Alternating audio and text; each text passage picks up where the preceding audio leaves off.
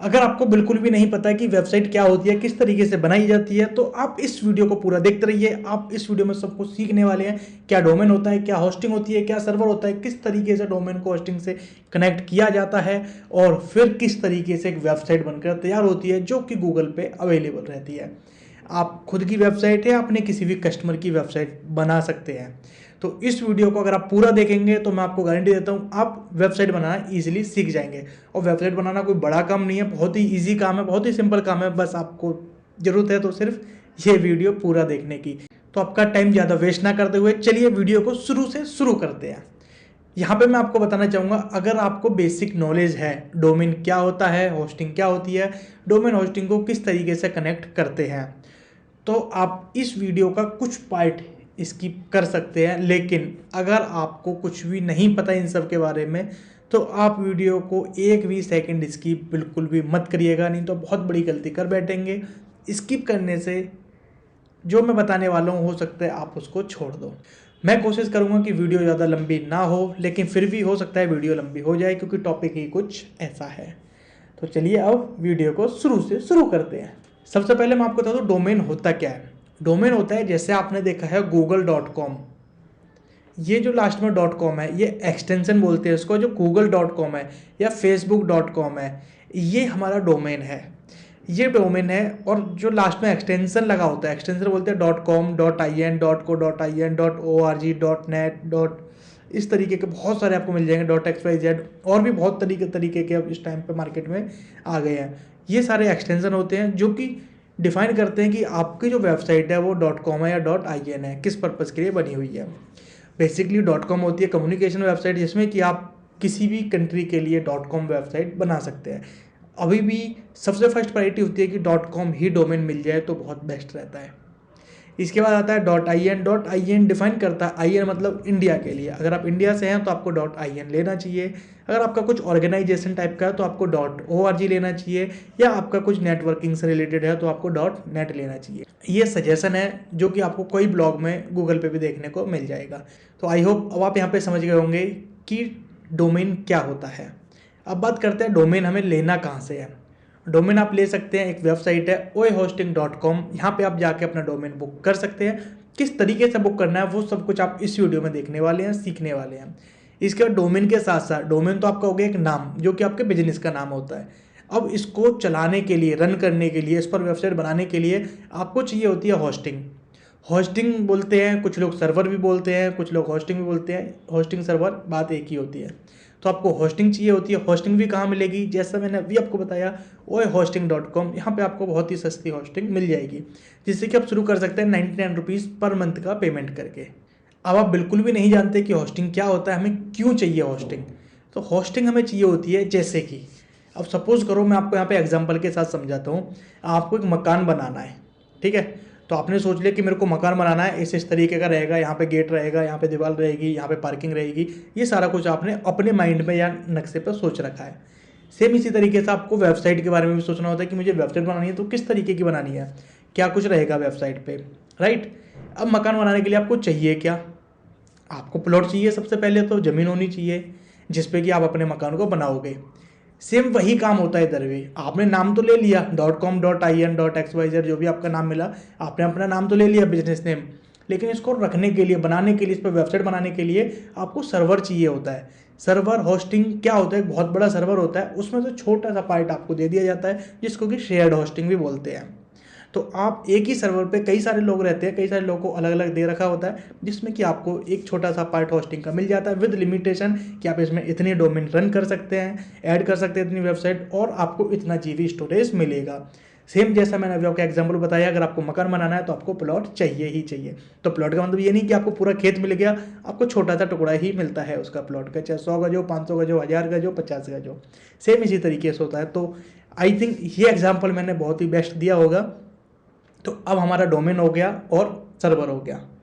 दोनों को लेने के बाद, दोनों आपको oehosting.com पे बहुत ही सस्ते प्राइस में मिल जाएंगे, जो कि अभी आप इस वीडियो में देखने भी वाले हैं, साथ साथ देख भी रहे हैं। इन दोनों को लेने के बाद अब आपको कनेक्ट करना होता है। इन दोनों को कनेक्ट करने का काम करता है नेम सर्वर। अगर आप किसी अदर वेबसाइट से डोमेन ले रहे हैं, किसी अदर वेबसाइट से सर्वर ले रहे हैं, तो उन दोनों को कैसे कनेक्ट किया जाए उसके लिए नेम सर्वर का यूज़ होता है। अगर आप एक ही जगह से ले रहे हैं, जैसे मैंने आपको बताया, अगर आप ओए होस्टिंग से लेते हैं तो आपको ये काम करने की जरूरत नहीं है, ना ही आपको नेम सर्वर अपडेट करना है, ना कुछ करना है, क्योंकि वो ऑलरेडी लगा होता है बाय डिफ़ॉल्ट अगर आप एक ही वेबसाइट से लेते हैं। जब आप अपने डोमेन को अपना होस्टिंग से कनेक्ट कर देते हैं, फिर आपके पास होस्टिंग में फाइल मैनेजर या फिर डाटाबेस का पूरा ऑप्शन मिल जाता है, जिसमें कि आप अपने कंट्रोल पैनल को मैनेज करते हुए आगे का प्रोसेस शुरू कर सकते हैं। उसके बाद आपको इंस्टॉल करना होता है वर्डप्रेस, जो कि आपको सी पैनल में, आपके कंट्रोल पैनल में ही मिल जाएगा। वर्डप्रेस इंस्टॉल कैसे करते हैं, ये सारा प्रोसेस अब मैं आपको बताने वाला हूँ अपने सिस्टम पे जाने के बाद। तो चलिए चलते हैं अपने सिस्टम की तरफ। तो सबसे पहले आपको अपने ब्राउज़र में आ जाना है और यहाँ पे आपको आ जाना है अपने गूगल पर। गूगल पे आपको क्या लिखना है, आप लिखेंगे ओए होस्टिंग। जैसे ही आप ओए होस्टिंग सर्च करेंगे, ऐड को छोड़ के पहली वेबसाइट आएगी oehosting.com, आपको यहाँ पर आ जाना है। यहाँ पे आने के बाद आपको जाना है डोमेन्स में, क्योंकि आपको सबसे पहले डोमेन चाहिए। इससे पहले आप परचेज़ कर लो सर्वर, मतलब आपको कार्ट में ऐड करना है। तो मैं जाता हूँ होस्टिंग में। यहाँ पे मैं प्लान एक लेता हूँ 199 वाला पर मंथ का, क्योंकि 99 वाला भी स्टार्टिंग है, तो आप जो मर्जी प्लान यहाँ पे ले सकते हैं। मैं लेता हूँ 199 वाला प्लान। इसके साथ चेकआउट करता हूँ, यहाँ पे आकर रजिस्टर ए न्यू डोमेन। तो आप अपना, अगर आपके पास नया डोमेन नहीं है तो आप यहाँ पे नया डोमेन बाई कर सकते हैं। डोमेन है आपके पास तो यहाँ पे आप I will use my existing domain and update my name server, इस पर क्लिक कीजिए। यहाँ की कंडीशन में मैं अपना नया डोमेन बुक कर रहा हूँ, तो मैं यहाँ पे अपने नए डोमेन का नाम लिख देता हूँ। डोमेन चाहिए मुझे .in में, तो मैंने यहाँ पे .com की जगह .in सेलेक्ट कर लिया। अब मैं यहाँ पे करता हूँ चेक पर क्लिक। ये अपने आप बैकग्राउंड में चेक करेगा, चेक करके बताएगा डोमेन अवेलेबल है या नहीं। तो आप देख सकते हैं डोमेन अवेलेबल है 650 रुपये का।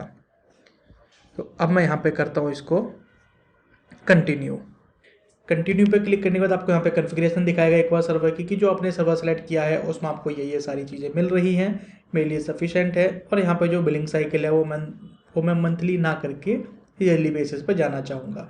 आपकी मर्जी, आप चाहो तो यहाँ पे मंथली बेसिस पे भी ले सकते हो। 1 महीने का, 3 महीने का, 6 महीने का, साल का, इस तरीके से यहाँ पे प्लान दिए गए हैं। इसके बाद अब मैं यहाँ पे करता हूँ कंटिन्यू पर क्लिक। अब आएगा मेरा डोमेन का कॉन्फ़िगरेशन। यहाँ पे कि आ गया है कि 1 ईयर के लिए मैं डोमेन ले रहा हूँ। ये मेरा डोमेन नेम है, बिल्कुल करेक्ट है, राइट है। अब मैं यहाँ पे क्लिक करता हूँ कंटिन्यू पर। अब यहाँ पे पेज आ गया है रिव्यू एंड चेकआउट। अब यहाँ पे मेरे को फाइनल चेक करना है कि जो मैंने प्लान सेलेक्ट किया है, जो मैंने डोमेन नेम सेलेक्ट किया है, वो सही है या नहीं, क्योंकि एक बार ऑर्डर प्लेस हो गया तो ये कैंसिल नहीं होता है। तो यहाँ पे आ गया मेरा प्लेटिनम प्लान है 1 ईयर के लिए 2399 का, ठीक है। डोमेन है मेरा एक .in 650 रुपये का, बिल्कुल करेक्ट है। टोटल वैल्यू 3166 रुपये होती है डोमेन होस्टिंग को मिला के, जो कि 1 साल की बनती है। अब यहाँ पे मुझे अपना नाम और नंबर और ये सारा कुछ, मतलब अकाउंट क्रिएट करना है, तो मैं फटाफट से क्रिएट कर देता हूँ। तो ये सारी चीज़ें फिल करने के बाद अब मैं यहाँ पे अपना पासवर्ड क्रिएट करने के बाद नीचे जाता हूँ। पेटीएम पे ऑलरेडी टिक है, ओके। और यहाँ पे I have read and agree terms condition पर क्लिक करके कंप्लीट ऑर्डर कर देता हूँ। इससे पहले आप टर्म्स कंडीशन ज़रूर पढ़ लीजिएगा अगर आपको पढ़नी है तो। अब यहाँ पे आपको पेमेंट करने के लिए पेज आ जाएगा। QR कोड को स्कैन करके या फिर आप अपने नेट बैंकिंग UPI से पेमेंट कर सकते हैं। तो मैं फटाफट ये पेमेंट कर देता हूँ, फिर आपको दिखाता हूँ। तो जैसे ही आप अपना अकाउंट को सक्सेसफुली पेमेंट करके बाय कर लोगे, तो आपके सामने इस तरीके का डैशबोर्ड आ जाएगा। यहाँ पे आ गया कि हमारे पास एक सर्विस है और एक डोमेन है, तो हमें जाना है अपने सर्विस में। यहाँ पे हमारे पास आ जाएगा हमारे अकाउंट की डिटेल्स, क्या नाम से क्या डोमेन लिंक है, और यहाँ पे हम सीधा क्लिक करेंगे log in to cPanel. CPanel होता है आपका कंट्रोल पैनल। तो यहाँ पे आपके सामने इस तरीके का पूरा डैशबोर्ड खुल जाएगा और आप अब यहाँ पे देख सकते हैं कि सारे ऑप्शंस आपके पास आ चुके हैं जो भी होस्टिंग से रिलेटेड होते हैं। यहाँ पे आप देख सकते हैं बहुत सारे ऑप्शंस आपको मिल जाएंगे। ईमेल है, चैट बैकअप है, बिलिंग का मिल गया, फाइल मैनेजर, डाटाबेस। तो मेन अपना फाइल मैनेजर और डाटाबेस ही यूज़ में आता है, बाकी डोमेन्स भी वगैरह यहाँ पे बहुत सारे ऑप्शंस है, तो आप यहाँ से कंट्रोल पैनल से देख सकते हैं। तो जैसा मैं आपको दिखाता हूँ, अगर आप फाइल मैनेजर में जाते हैं तो यहाँ पे क्या होता है, आपके सर्वर की जितनी भी फाइल्स रहेंगी, आपकी वेबसाइट की कोडिंग की जितनी भी फाइल्स रहेंगी, सब इसके अंदर ही स्टोर होने वाली हैं। तो यहाँ पे एक फोल्डर होता है public_html, इसके अंदर आपकी मेन सारी कोडिंग होती है। जैसे कि आप यहाँ पे न्यू फाइल बना सकते हैं। जो न्यू फाइल बनाते हैं वो index.php या index.html या इसी तरीके की बनती है। इसको एडिट करते हैं और आप यहाँ पे जो मर्जी यहाँ पे बना सकते हैं। जैसे हेडिंग के लिए हम लिखते हैं heading welcome to our server, जो भी है आप लिख के इसको सेव चेंजेस करके जैसे ही आप अपने उधर देखेंगे डोमेन पर, तो वहाँ पे आपको लाइव शो हो जाएगा। तो आपने पार्ट 1 में यहाँ तक देखा कि हम cPanel में लॉगिन कर चुके थे और cPanel में लॉगिन करने के बाद कुछ इस तरीके का आपके सामने इंटरफेस आता है। आपको क्या करना है, वर्डप्रेस इंस्टॉल करना है। तो उसके लिए हम जाते हैं गूगल पे और यहाँ पे लिखते हैं वर्डप्रेस डाउनलोड। उसके लिए आपको वर्डप्रेस की फाइल डाउनलोड करनी पड़ेगी। सबसे पहली वेबसाइट आएगी wordpress.org/download। इस पर आपको आ जाना है और यहाँ से आपको लेटेस्ट वर्डप्रेस जो भी वर्जन चल रहा होगा वो आपको डाउनलोड कर लेना है। डाउनलोड होने के बाद अब आपको क्या करना है, आपको जाना है इधर नीचे, थोड़ा सा नीचे जाएंगे, यहाँ पे मिलेगा डाटाबेस और आपको अपना एक डाटाबेस क्रिएट कर लेना है। तो MySQL डाटाबेस में जाके हम डाटाबेस का नाम रखते हैं। तो जैसे कुछ भी नाम रख सकते हैं, आपकी मर्जी है। मैं यहाँ पे इसका नाम रख देता हूँ। नाम रखने के बाद अब आपको क्या करना है, डाटाबेस के लिए यूज़र क्रिएट करना है। तो यूज़र का भी मैं यहाँ पे नाम रख देता हूँ और साथ साथ यूज़र का एक पासवर्ड भी क्रिएट करना है। या तो आप खुद से भी पासवर्ड क्रिएट कर सकते हैं, नहीं तो आप यहाँ से पासवर्ड जनरेटर से भी पासवर्ड को जनरेट कर सकते हैं। यूज़र भी हमने क्रिएट कर लिया। यूज़र क्रिएट करने के बाद अब आपको क्या करना है, इस डाटाबेस को इस यूज़र से लिंक करना है। तो लिंक कैसे करते हैं, थोड़ा सा और आप स्क्रॉल करोगे, यहाँ पे नीचे आ जाएगा add user to add database. इस पे ऐड पे क्लिक करना है और यहाँ पे जितने भी यहाँ पे ऑप्शन दे रखे हैं आपको ऑल पे क्लिक करके मेक चेंजेस पे क्लिक कर देना है। बस अब आपको जाना है गो बैक। आपका डाटाबेस क्रिएट हो चुका है। अब आपको डाटाबेस एक्सेस करना है तो किस तरीके से कर सकते हैं, यहीं पे आपको डाटाबेस में एक ऑप्शन मिलता है PHP My Admin। PHP My Admin से आप अपने डाटाबेस को एक्सेस कर सकते हैं। ये आपका डाटाबेस है, ये टेबल है और अभी इसमें नो फाउंड आ रहा है, ठीक है। तो अब हम वर्डप्रेस हमने डाउनलोड कर लिया है। वर्डप्रेस को किस तरीके से इंस्टॉल करेंगे, आपको जाना है फाइल मैनेजर में और जैसा मैंने आपको कल भी बताया था, जैसे मैंने आपको लास्ट वीडियो में बताया था, public_html ये आपका मेन फोल्डर होता है। सारी कोडिंग जितनी भी फाइल्स होती है आपकी सब यहीं पे स्टोर होती हैं। यहाँ पे आने के बाद आपको जाना है अपलोड और जो आपने वर्डप्रेस डाउनलोड किया है उसको आप यहाँ पे ड्रैग एंड ड्रॉप या फिर सेलेक्ट करके अपलोड कर दीजिए। हो गया। अब हम यहाँ पे बैक जाते हैं और इस फाइल को राइट क्लिक करके एक्सट्रैक्ट करते हैं। फाइल एक्सट्रैक्ट होने के बाद वर्डप्रेस नाम का फोल्डर आ जाएगा और यहाँ से हम इन सभी फाइल को मूव कर देते हैं कहाँ पे, public_html पर। अब आपका वर्डप्रेस का फोल्डर खाली हो गया। अब वर्डप्रेस का फोल्डर और ये जिप फाइल को डिलीट भी कर सकते हैं जिससे कि आपके सर्वर पर स्पेस बना रहे। बस यहाँ पे सारी फाइलें आपकी आ गई हैं। जैसा आप देख रहे हो बहुत सारी कोडिंग आ चुकी है। अब आपको क्या करना है, अपने डोमेन पे विजिट करना है। जो भी आपका डोमेन है वो आप ओपन करेंगे। ओपन करते ही यहाँ पे ऑटोमेटिक आ गया कि आप सेटअप करो। अब आप इसको अपने हिसाब से सेटअप कर लीजिए, जो भी आपका लैंग्वेज है, जहाँ कभी आप हैं। अब आपको यहाँ पे ध्यान देने वाली बात ये है कि अब आपको यहाँ पे डाटाबेस की डिटेल डालनी है। तो डाटाबेस का नेम हमारा क्या था, ये था डाटाबेस का नेम, जो कि हम डालेंगे डाटाबेस के नेम में। और हमारा यूज़र नेम भी हमने डाटाबेस का ही सेम नेम बनाया था। और यहाँ पे पासवर्ड जो मैंने क्रिएट किया था वो मैंने पासवर्ड यहाँ पे डाल दिया। डाटाबेस होस्ट लोकल होस्ट ही आता है या फिर आप अपने सर्वर प्रोवाइडर से बात करके वो आपको होस्ट बता देगा। मैक्सिमम 90% में तो लोकल होस्ट ही आता है। अब आपको यहाँ पे करना है सबमिट और ये चेक किया, ऑल राइट। अब आप कर दीजिए रन द इंस्टॉलेशन पर क्लिक। अब आपको यहाँ पे कुछ अपनी बेसिक डिटेल लिखनी है, जैसे कि आपका साइट का टाइटल क्या है। तो हमारी जो भी साइट का टाइटल है वो हम यहाँ पे डाल देते हैं। यूज़र नेम आपको क्या रखना है वो आप अपने हिसाब से यहाँ पे बना सकते हैं और पासवर्ड भी आप अपने यहाँ से स्ट्रॉन्ग पासवर्ड बना लीजिएगा।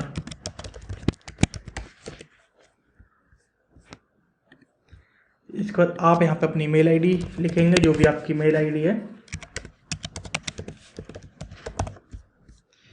और इंस्टॉल वर्डप्रेस पर क्लिक कर दीजिए।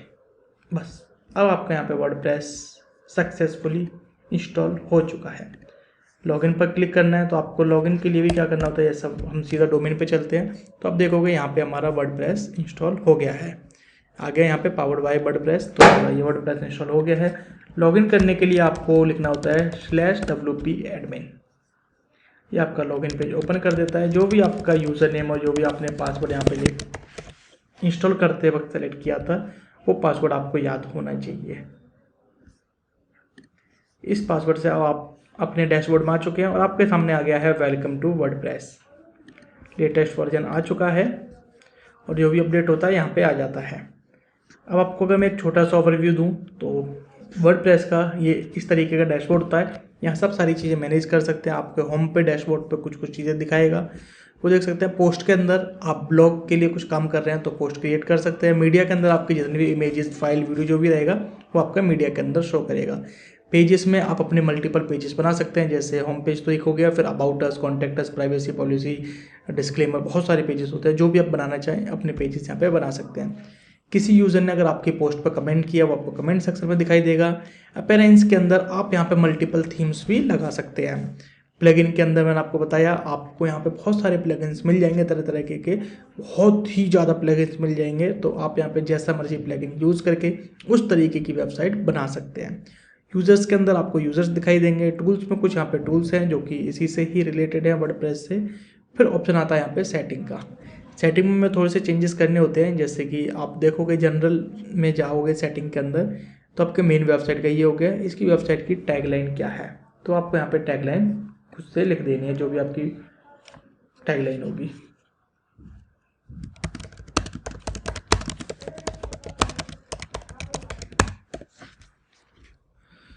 इसके बाद आप यहाँ पे अपना टाइम जोन सेलेक्ट कर लीजिए। इंडिया का टाइम जोन क्या है, +5:30। और क्या आपको डेट फॉर्मेट रखना है, क्या आपको टाइम फॉर्मेट रखना है, ये बेसिक चीज़ें हैं जो कि आप खुद से एडिट कर लेंगे।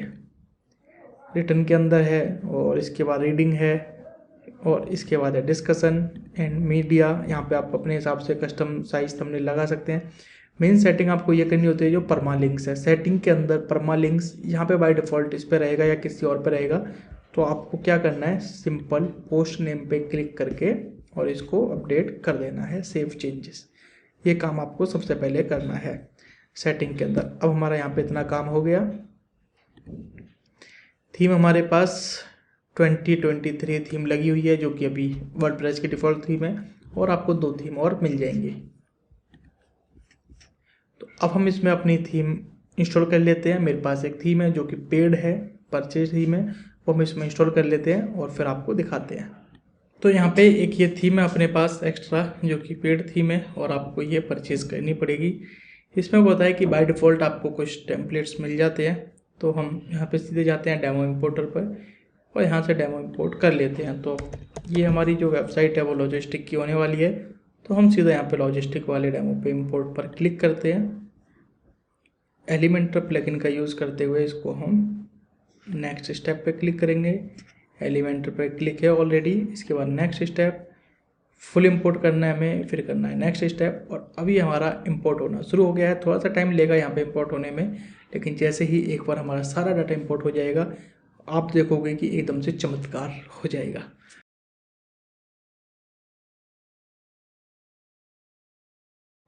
तो आप देख रहे हैं वेबसाइट हमारी सक्सेसफुली इंपोर्ट हो चुकी है, और क्लिक करते हैं व्यू वेबसाइट पर।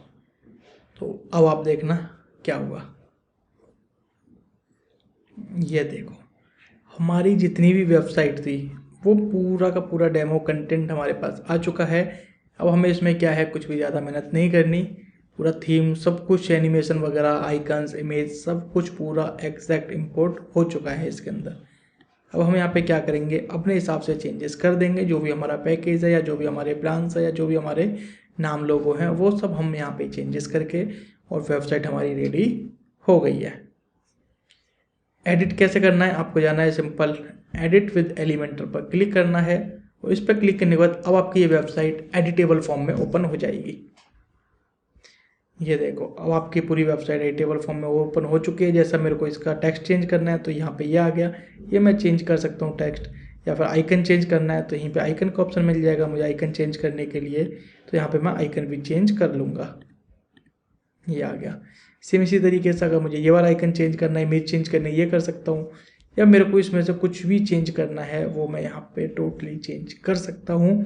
फुली एडिटेबल ये बन चुकी है।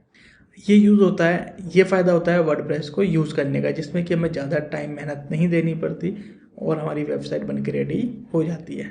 तो आई होप आप अच्छी तरीके से समझ गए होंगे कि हमें वर्डप्रेस की वेबसाइट किस तरीके से इंस्टॉल करनी है और किस तरीके से उसका सेटअप करना है। अगर आपका फिर भी कुछ भी डाउट रह जाता है या कुछ भी अगर आपको इशू आता है तो कमेंट बॉक्स खाली है, आप सभी लोगों के लिए कमेंट कीजिए, मैं यहाँ पे आपके लिए बैठा हूँ रिप्लाई करने के लिए। तो चलिए मिलते हैं आपसे नेक्स्ट वीडियो में।